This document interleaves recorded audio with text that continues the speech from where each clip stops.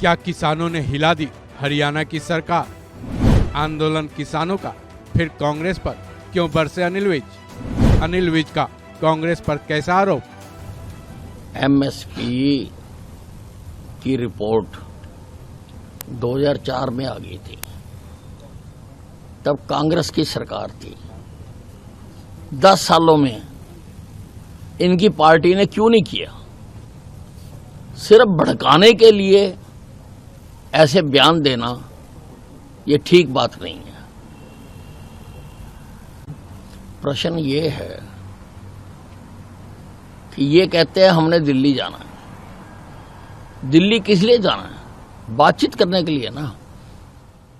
तो जिनसे दिल्ली जाके बातचीत करनी है वो सारे मंत्री और अधिकारी जब चंडीगढ़ आ गए तो आपने बात नहीं की। इसका मतलब आपका मकसद कुछ और है। और मुझे तो बहुत हैरानगी लग रही है कि पंजाब सरकार ने नोटिस जारी करा है कि हमारी सीमा में ड्रोन मत भेजो। ये हिंदुस्तान पाकिस्तान हो गया। अगर हमारी पुलिस को मार के कोई पंजाब में भाग जाएगा तो क्या हम उसके पीछे जा नहीं सकते? क्या उसको हम पकड़ नहीं सकते हैं?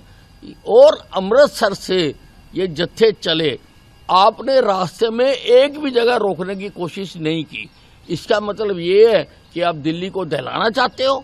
आप दिल्ली में दोबारा चाहते हो कि लाल किले के ऊपर अपमानित किया जाए, दोबारा डांस किया जाए।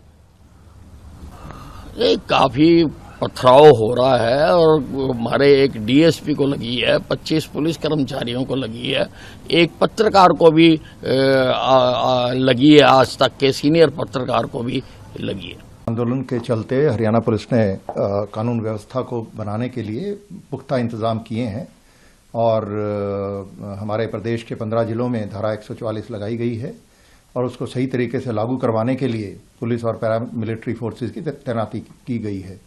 और इसी के चलते जो बैरिकेडिंग है और रूट डाइवर्जन्स का एक सारा प्रोग्राम बनाया गया है और जो प्रदर्शनकारी हजारों की तादाद में हमारे अम्बाला जिले और जींद जिले से लगते हुए बॉर्डर्स पर इकट्ठे हुए, उन्होंने कल भारी पथराव भी किया और बैरिकेड्स को तोड़ने का भी प्रयास किया, लेकिन पुलिस और पैरामिलिट्री फोर्सेस ने अपना संयम और धैर्य बनाए रखते हुए इस सारे प्रयास को विफल किया और कम से कम फोर्स यूज करके अश्रु गैस और वाटर कैनन का प्रयोग करके स्थिति को नियंत्रण में रखा।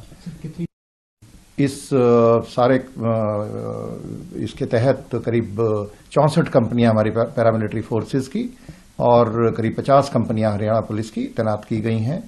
और जो कल पथराव हुआ और जिस तरीके से हमले हुए उसमें 2 डीएसपी और करीब 2 दर्जन हमारे दूसरे पुलिस कर्मी घायल हुए हैं और कुछ किसानों को भी चोटें लगी हैं। लेकिन मैं यही अपील करूंगा सभी से कि कानून का पालन करें।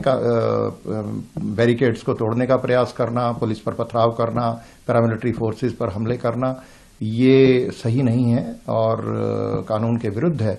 कोई भी काम, कोई भी व्यक्ति कानून के विरुद्ध जाकर के ना करे। कानून की पालना करते हुए शांतिपूर्ण तरीके से अपना धरना प्रदर्शन करें और अपनी मांगे रखें। जारी की गई, वो कौन से रूट का इस्तेमाल कर सकते हैं? मुख्य रूप से जो हमारा अम्बाला चंडीगढ़ रूट है वो बाधित है और इसके लिए हमने एडवाइजरी जारी की है कि उसको हम जो साहा और लाडवा इंद्री के रास्ते से करनाल चंडीगढ़ से जा सकते हैं और इसी रास्ते से करनाल से दिल्ली की तरफ से आते हुए करनाल से इंद्री, लाडवा और जो यमुनानगर हाईवे लेकर के हम साहा के रास्ते से पंचकुला होते हुए चंडीगढ़ आ सकते हैं।